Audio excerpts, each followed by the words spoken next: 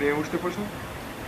Само македонската економија со 0,2% раст на бруто домашниот производ и таа на Албанија со минус од 2,5% од сите земји од Западен Балкан крахирале уште во првиот квартал од годинава, кога само што се најавуваше здравствената криза, покажуваат податоците на Европската комисија.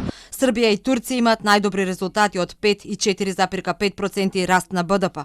Во позитива се и Црна Гора со 2,7%, Босна и Херцеговина со 2%, а Косово има раст од 1,3%.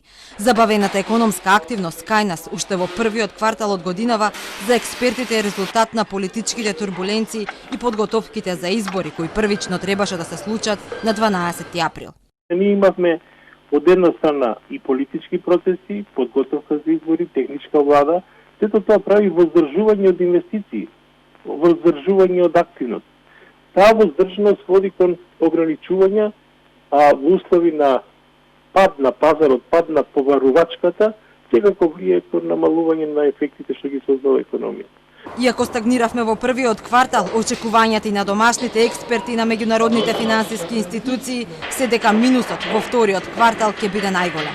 Тоа што се случуваше во економијата во тие 3 месеци, значи од вториот квартал, секако дека ќе се одрази во значителен обем и она што мораше да се компензира е задолжувањето за да се ублажат негативните ефекти.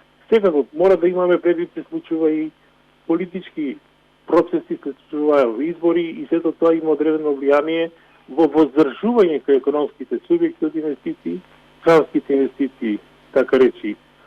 Запреа И додека проекциите колкав ќе биде падот на македонската економија годинава постојано се менуваат, експертите се категорични дека ќе бидеме во фаза на преживување далеко од раст и развој.